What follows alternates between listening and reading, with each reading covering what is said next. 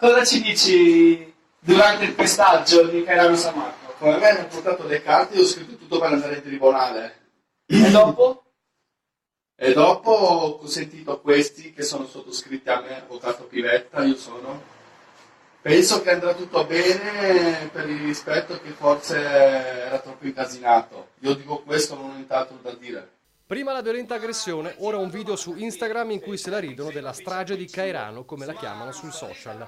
Protagonista Brandon Cari, che secondo la denuncia di Gianni Precoma, insieme al fratello Elvis, teneva fermo il sindaco mentre il padre Giuseppe lo riempiva di pugni.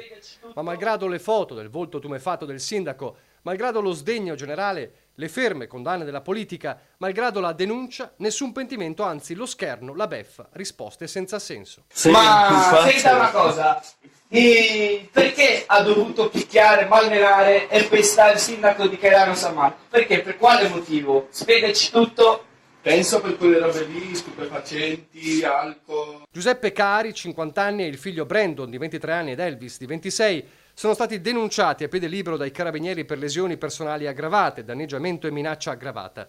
Dal video Brandon, il più giovane, non sembra pentito, anzi, si presta al gioco pur non dicendo nulla di che, ma dal profilo Instagram è chiaro come già nei giorni immediatamente successivi al fatto si commentasse divertiti clamore, reazioni, anche la presa di posizione del ministro dell'Interno. Anche Matteo Salvini, si legge in calce uno dei post, ce l'ha con te, epic fail, nickname usato dal 23enne sul social. Il video ora è in possesso dei carabinieri che indagano sull'episodio di sabato sera. Intanto il giovane, il fratello e il padre hanno lasciato Cairano spostandosi a Montebelluna.